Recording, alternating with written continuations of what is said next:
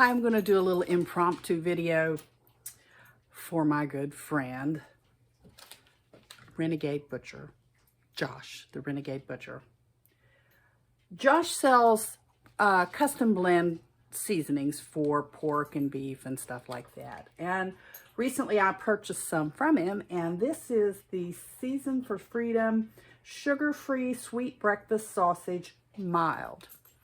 So I'm going to mix this up. I won't be able to make it today. I'll have to piece this video together because it needs to be, for the best flavor, it needs to kind of sit overnight. But I wanted to share this with you while I mix it up. So please excuse the herky-jerky here and turn yourself about and watch me mix this up. So hopefully, hopefully you'll be able to see what I'm doing. Let me show you the package. Hopefully it's not going to glare. That's what he sent me. Now this whole package seasons 10 pounds of ground pork. But I don't have a big bulk package of ground pork. We had bought part of a hog from my husband's co-worker. He raises cattle and hogs, and so we got a bunch of it that was not. It was just the ground pork. It had no seasoning with it, so we could season our own. So I grabbed a 1 pound container of that. So this is just plain ground pork. There's nothing else in it. And I cut the top of it off. Hopefully it's thawed all the way through. It had been in the freezer. So let me do that. Now, according to Josh's instructions here, look how pretty that is. Isn't that pretty? We need 0.39 ounces for 1 pound of meat. So I've got my little my little kitchen scale here. And that, I don't know if you can see it or not, that's set for pounds and ounces. And I had asked him if that was a quarter teaspoon, and he was quick to say 0.39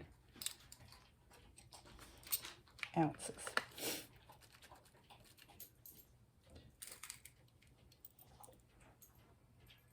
Could even register. There's one. So that's half a teaspoon. And that's a teaspoon because that was 4/4. So I'm up to 2/10. There's 3. Now I don't get any decimal points on this scale past 4. So I've got pounds, ounces, and tenths of ounces, and now I'm at 4/10 of an ounce. So I'm going to back this off just a little bit.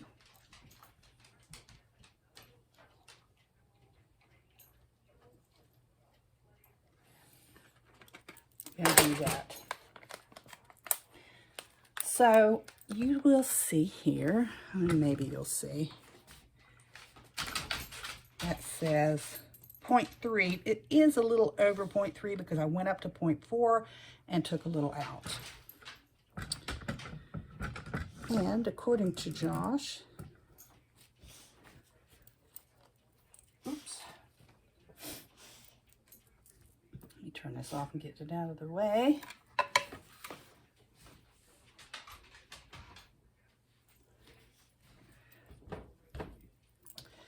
Break this up.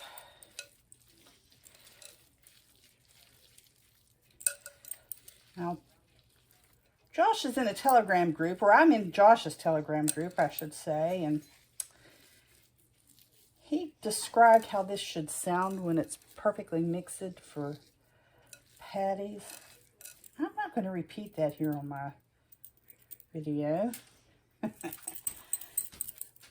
These kids over there in that group are always trying to shock me because they know I go to church and stuff. But what they don't understand is they can't shock me. Oh my gosh, they cannot shock me.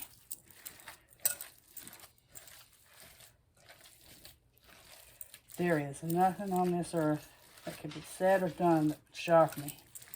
Does that mean I want to see it or hear it? No. But they can't shock me. He suggested also to add a little dab of water to help bind it. Now, I'm not sure I'm going to need that. It's got a little tackiness to it.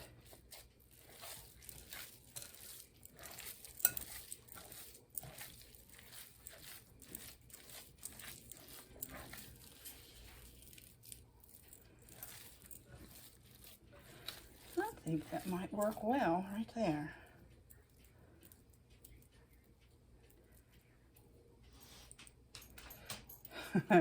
And resist the urge to lick my fingers because this is raw pork. If it was cookie dough, we'd be talking a different story.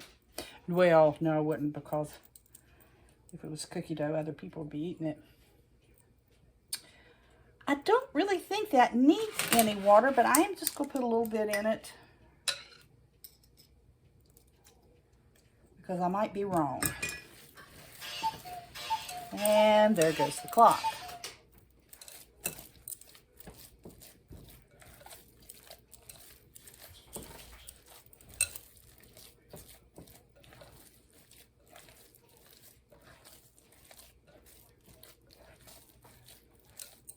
Yeah, I think we're good there. I think it meets the criteria that Josh set forth, which had to do with an act of reproductive biology. But my hands are all gooey now, and this needs to set overnight anyway. So the only thing I'm going to do that you're not going to see on this particular part of the video, I'm going to get out a little covered bowl, plop it down in there, and stick it in the refrigerator. But I don't want to go touching a bunch of stuff with my hands this way. So I'm going to turn the video off. And we'll come back tomorrow when I patty this out and get ready to fry it. Thanks.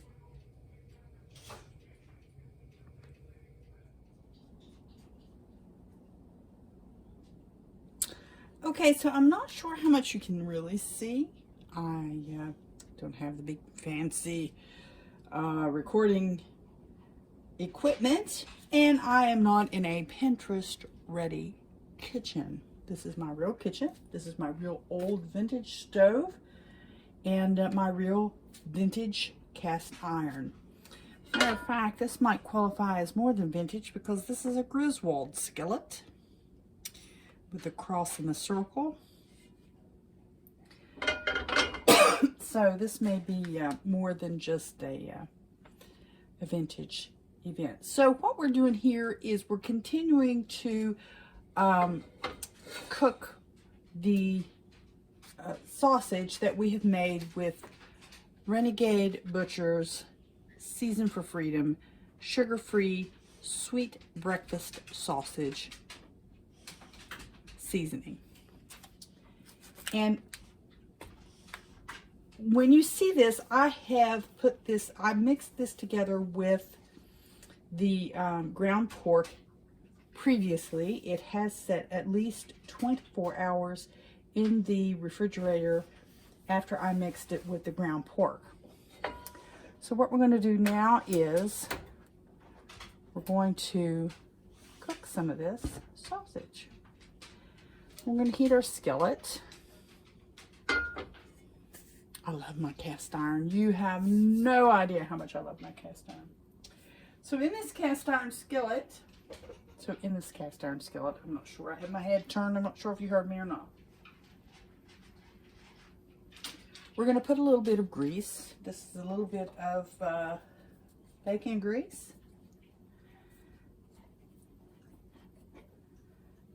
And because the temperature of the kitchen is up where it is, the bacon grease is not solid. It is quite liquid. Well, not particularly liquid, but kind of liquid.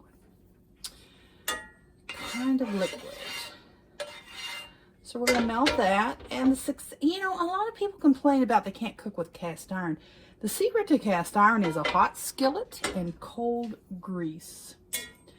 So heat your skillet before you put your cold grease in, and you will be successful most of the time. Now, there are other reasons why you may have issues with cast iron, but that's primarily the first one.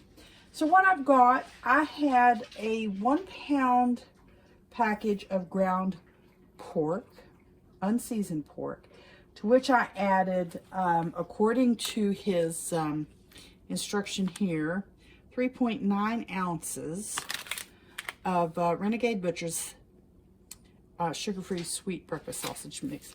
This is gorgeous. Look at that. Look how pretty that is. That is so delicious looking.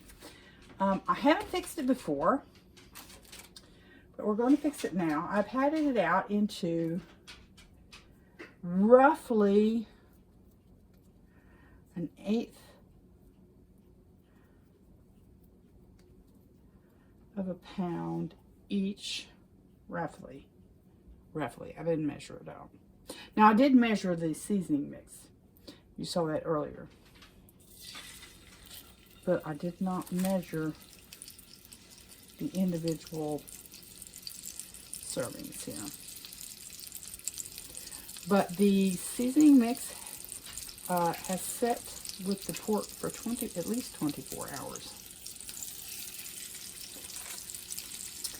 And I divided this, like I said, in roughly 1/4 pound, actually it's probably closer to 8 portions, because you don't serve breakfast sausage at the same rate as you do a hamburger. You go to the burger joint and get a 1/4 pound hamburger. Well, you're not going to go to the to the breakfast place and get a 1/4 pound sausage patty. So that's where we are on this. Some of these are a little bigger than others because I just eyeballed it. But I am, I guess you can see me. I don't have high-tech equipment here, so I'm using my phone. I am patting this out. It smells delicious, I have to tell you that. I'm patting this out with my hands, perfectly clean hands, clean fingernails.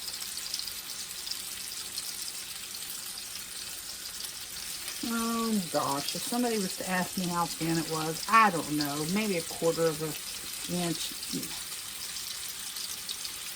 Just patty it out until you think it's right. Don't freak out about this. You know, this is one of the things. There are some things in life that I'm very particular about having right. You can't go a little bit off. You have to be exact. This is not one of them. Cooking is not one of them.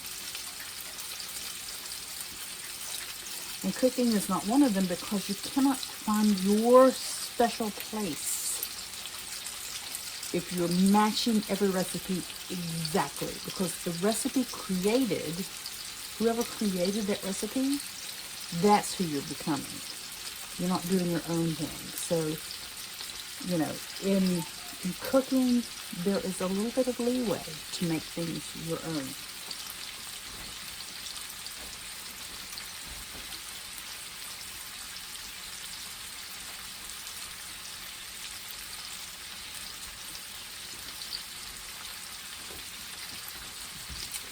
And I'm not timing.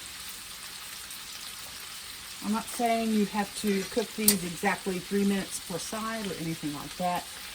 Probably, if you see it, you're seeing this patty, which is one of the first ones, getting white around the edges. And so I'm going to turn it.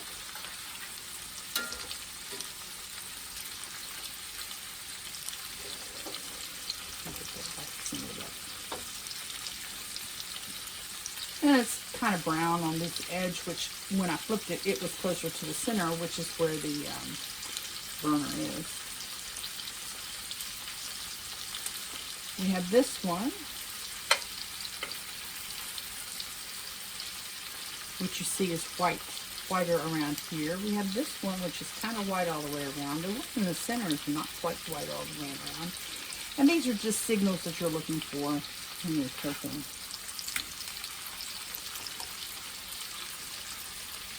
If you buy your pork, or beef for that matter, from a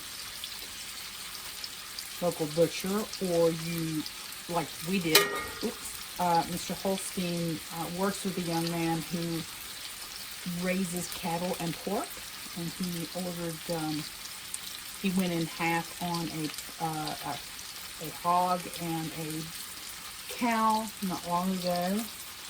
So we have the fresh pork, unseasoned. We did ask for some unseasoned pork, and that's what we've got here. So we were able to add Josh's seasoning mix to it.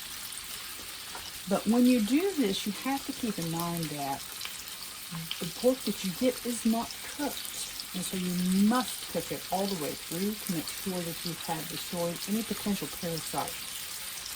Although parasites in today's world, for a conscientious farmer, is going to be very, very limited. Josh and I did a hour-long podcast here not too long ago. I'll try and remember to include the link to that podcast in the show notes for this. We talked about that a little bit, about parasite load, but it was more along the lines of Josh likes, he has processed wild pigs or feral hogs. And I asked him, I said, aren't you worried about parasites? And he said, no, because, and he went in to explain why he was not worried about parasites. So we see a lot of these pieces cooking up really nicely. This one in the center is really nicely browned. I suspect these on the edges will be by the time we're done. This piece is nicely white along the edges, and so I'll turn it. And this one, and you see this pork is not sticking to the cast iron skillet because we started with a hot skillet and cold grease.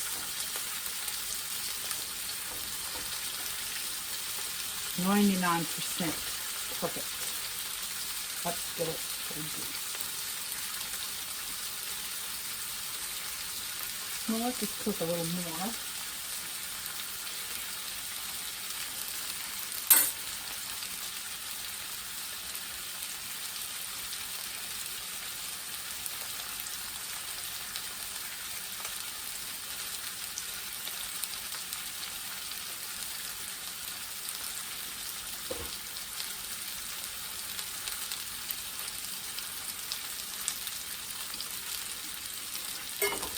And so these are small pieces. It won't take long to cook through. And I'm going to remove them to a piece of paper towel to absorb any excess juices.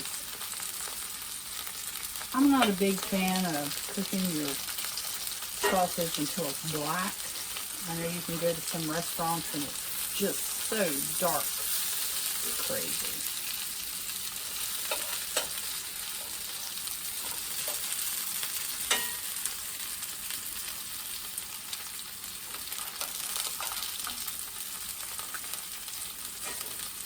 And I only have a few more pieces that need to be cooked. But it's going to go much the same way, so I will spare you the recording. So now we'll scramble this egg. The skillet is really hot. You can see the smoke coming off of it. I just finished making sausage with Renegade Butcher seasoned for freedom. So we're having breakfast for dinner here. And we're going to scramble up these eggs and serve with the sausage. And maybe, if you're good, a piece of sourdough bread that I made yesterday. For all you people who say you can't scramble an egg in cast iron, look here. There it is. Scrambled and not stuck. Hot skillet, cold grease, cold egg.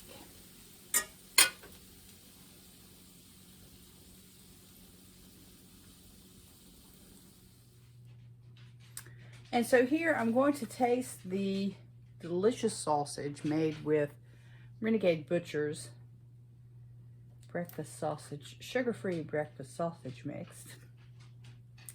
Cooked up beautifully.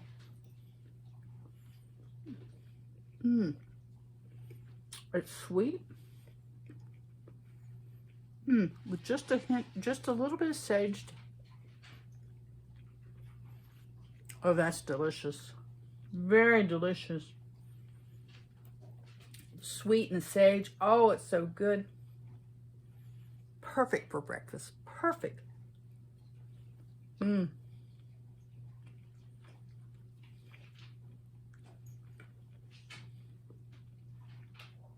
Our egg. Oh, so delicious. And the sourdough.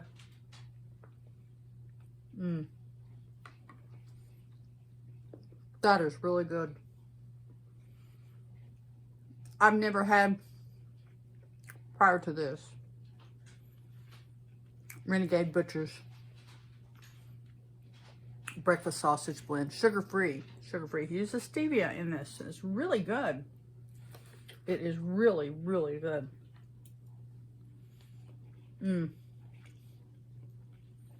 Just the right amount of sweet with the sage flavor. Oh, that is really good. So you guys need to consider purchasing a package of Renegade Butcher's Freedom Blends. And he does more than just breakfast sausage. He's got all kinds of different blends for all kinds of different meats and stuff. He's really good. I'll put the link to his page, to his website in the show notes here. And I really hope you guys will patronize him. And when you do, let him know. Let him know that you saw it first here on the Holstein House website, or with the Holstein House YouTube page. And so that he knows where you came from. This is delicious. I'm going to finish it. Talk to you later.